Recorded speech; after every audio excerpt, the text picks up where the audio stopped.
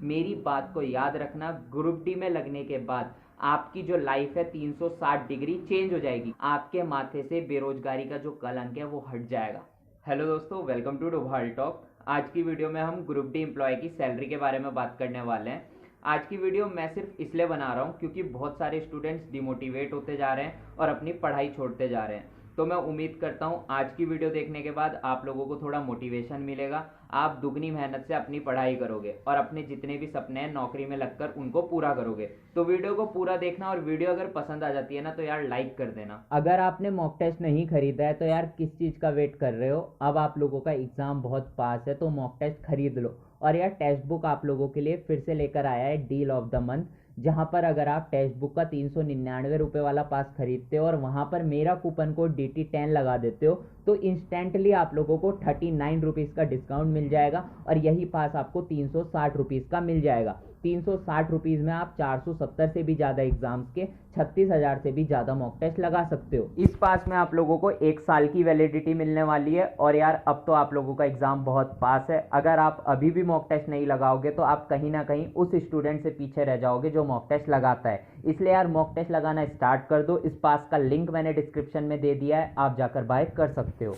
Railway group D में join होने के बाद आपको जितनी भी सैलरी मिलेगी उसकी बात तो हम बाद में करेंगे, लेकिन पहले मैं आप लोगों को एक बात बता देता हूँ। जब आप ग्रुप डी में ज्वाइन करते हो तो सबसे पहले वहां पर आपकी ट्रेनिंग होती है। अब ट्रेनिंग के दौरान ना 2 कंडीशन आ जाती है। कई बार तो ऐसा होता है कि ट्रेनिंग के दौरान आप लोगों को सैलरी मिलती है, कई बार ऐसा भी हो जाता है कि ट्रेनिंग के दौरान सैलरी नहीं मिलती। मेरे जान पहचान में बहुत सारे ऐसे लोग हैं जो रेलवे ग्रुप डी में 2018 में ज्वाइन हुए थे और उनको 2-3 महीने तक सैलरी नहीं मिली। उनकी सैलरी किसी की तो 2 महीने के बाद 2 महीने की एक साथ आई, किसी की 3 महीने की एक साथ आई। तो अगर आप ज्वाइन करते हो और ट्रेनिंग के दौरान आपकी अगर सैलरी अकाउंट में नहीं आती है तो परेशान मत होना, आपको इकट्ठी 2 या 3 महीने की सैलरी मिलेगी। एक साथ आपके अकाउंट में 50-60 हज़ार आएंगे या फिर 1-1.5 लाख रुपए आएंगे। तो वो भी आप लोगों के लिए अच्छा है। अगर एक साथ 1 लाख रुपए देखने को मिल जाएंगे तो सोचो आप लोगों को कितनी खुशी होगी। तो इस चीज़ को लेकर परेशान मत होना। लेकिन एक बात है कि सैलरी सबको मिलती है, ऐसा नहीं होता कि आपकी सैलरी रुक जाए। अभी तक जो भी रेलवे ग्रुप डी में ज्वाइन करता था उसको बेसिक सैलरी पता है कितनी मिलती थी? 25,000, 26,000, 28,000, डिपेंड करता था कि वो एक्स सिटी में है, वाई में है या जेड में है। लेकिन अब आप लोगों ने सुना होगा आपका महंगाई भत्ता डियरनेस अलाउंस 34% कर दिया गया है। तो अब आप लोगों की सैलरी भी बढ़ चुकी है। अब आप लोगों को सैलरी डिपेंड करती है पोस्ट के अनुसार। कुछ तो ऐसे होंगे जिनको स्टार्टिंग सैलरी 30,000 मिलेगी, कुछ ऐसे होंगे जिनको 35,000 मिलेगी, कुछ ऐसे भी होंगे जिनको 40,000 तक सैलरी मिलेगी रेलवे ग्रुप डी में। तभी मैंने थंबनेल में लिखा है एक इंजीनियर से भी ज़्यादा सैलरी।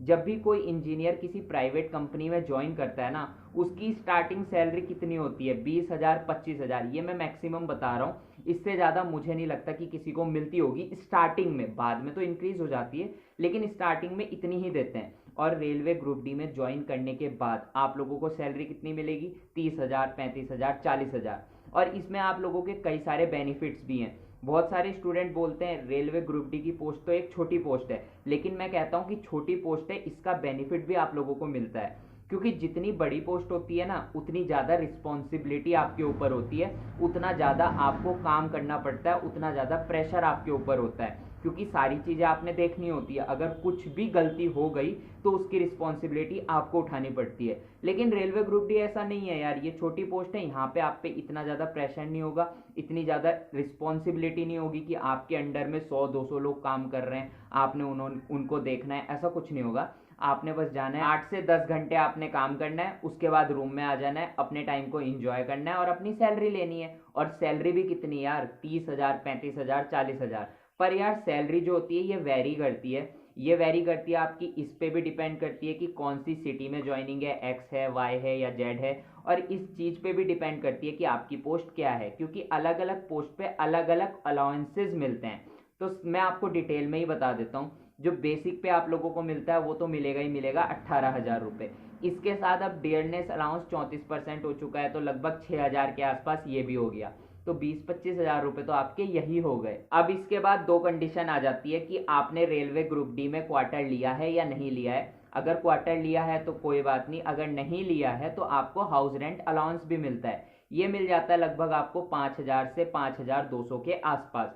तो आपके लगभग 30,000 रुपये के आसपास तो यही बन गए। अभी 3 अलाउंस जोड़े मैंने और 30,000 रुपये आपके बन भी गए। अभी तो आपका ट्रैवलिंग अलाउंस भी है, कई सारी ऐसी पोस्ट होती है जिसमें आपको ट्रैवल करना पड़ता है इधर से उधर, तो वहां पर भी आपको 500 रुपये एक दिन के मिलते हैं।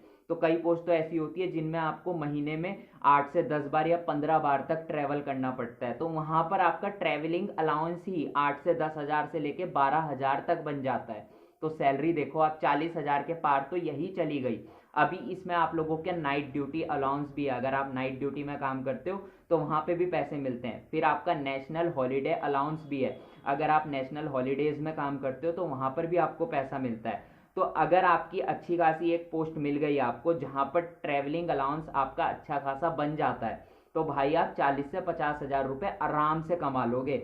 इतने पैसे ना अगर आप प्राइवेट में कमाने की सोचोगे तो वहां पर आपको बहुत सिरदर्दी करनी पड़ेगी, बहुत ज्यादा काम करना पड़ेगा। लेकिन अगर आप देखोगे ना तो ग्रुप डी में इतना ज्यादा वर्क प्रेशर नहीं होता है। काम तो आपको करना पड़ता है, 8 से 10 घंटे आपको देने पड़ते हैं, लेकिन इतनी ज्यादा आपको टेंशन नहीं होती कि आपको कोई आके भड़का देगा, डांट देगा, क्यों नहीं कर रहा है ये वो सो, जितनी दिक्कतें प्राइवेट में देखने को मिलती है।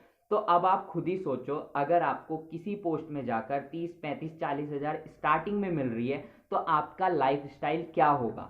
अब एक इंजीनियर है जो 25,000 रुपये सैलरी ले रहा है, आप देखते होंगे कि इंजीनियर है तो कार में घूम रहा है, बाइक में घूम रहा है, 20-25,000 30,000 ले रहा है। तो आप सोचो आप किस तरीके की लाइफ स्टाइल जियोगे अगर आपके बैंक अकाउंट में हर महीने 40 से 50,000 रुपये आएंगे। खुद ही सोचो आप लोग, और आपका कुछ ज्यादा खर्चा भी नहीं होता है। अगर आपने रेलवे का क्वार्टर ले लिया, 3-4 जनों ने मिलके अगर बाहर भी कोई क्वार्टर ले लिया तो महीने का कितना जाएगा आपकी जेब से, 1500 से 2000, क्योंकि 3-4 जने मिलके आपस में लोगे।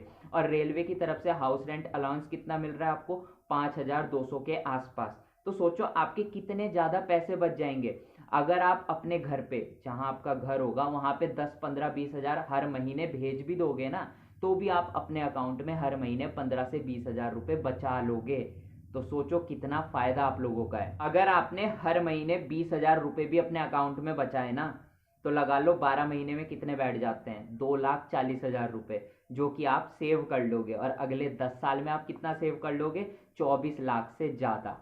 तो सोचो आप आराम से अपने गांव में एक अपना घर बना सकते हो मजे में, और अपनी लाइफ को एंजॉय कर सकते हो। और दूसरी बात, आपके माथे से बेरोजगारी का जो कलंक है वो हट जाएगा।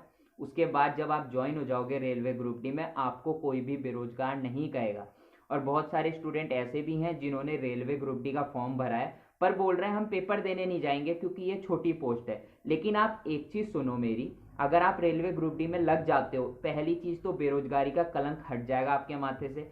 सेकंड चीज, आपके अकाउंट में एक लिमिटेड बैलेंस आता रहेगा, 30, 40, 50,000 आपको मिलते रहेंगे। वो डिपेंड करता है कि पोस्ट क्या है और कौन सी सिटी में ज्वाइनिंग है आपकी। और साथ ही साथ डिपार्टमेंट एग्जाम देके प्रमोट भी तो हो सकते हो। अभी आप ग्रुप डी में लग जाओगे, डिपार्टमेंट एग्जाम देना और ग्रुप सी में प्रमोट हो जाना। अगर आप डायरेक्टली ग्रुप सी की पोस्ट लेने की सोचोगे ना, तो आपको ज्यादा डिफिकल्टी होगी, ज्यादा कंपटीशन फेस करना होगा। लेकिन अगर एक बार ग्रुप डी में लग गए, डिपार्टमेंट एग्जाम के थ्रू ग्रुप सी में जाओगे, तो वहां पे काफी इजी हो जाता है और 2 से 3 साल के बाद आप अच्छे से अच्छी पोस्ट में लग जाओ। मेरी बात को याद रखना, ग्रुप डी में लगने के बाद आपकी जो लाइफ है 360 डिग्री चेंज हो जाएगी, क्योंकि अभी आपकी जेब में 1 रुपया भी नहीं आ रहा है, फिर आपकी जेब में सीधा 30, 40 या 50,000 रुपए आएंगे, तो फर्क तो पड़ेगा। अभी आपको अगर कोई 10,000 रुपए की चीज खरीदनी है तो सोचना पड़ता है, लेकिन उसके बाद 10-15 हजार की चीज खरीदने के लिए सोचना नहीं पड़ेगा। अगर आपकी 2-3 महीने की सैलरी 1 लाख तक बन रही है, तो क्या आप 15-20 हजार की चीज नहीं खरीद सकते। तो जो लोग कहते हैं कि ग्रुप डी में लगने के बाद लाइफ चेंज नहीं होती, मैं उन्हें बोलना चाहता हूं चेंज होती है और बहुत अच्छी तरीके से होती है। आज की डेट में किसी भी सरकारी नौकरी में लग जाओ, लाइफ चेंज होती है। तो मैं उम्मीद करता हूं ये वीडियो देख के आपको थोड़ा मोटिवेशन मिला होगा, आप अपनी पढ़ाई अच्छे से करोगे और इस बार आप सिलेक्शन जरूर लोगे। बस मेरी तरफ से तो मैंने आपको सारी चीजें समझा दी है, बाकी आपके ऊपर है कि आपको क्या करना है। तो मिलते हैं अपनी नेक्स्ट वीडियो में, तब तक के लिए बाय।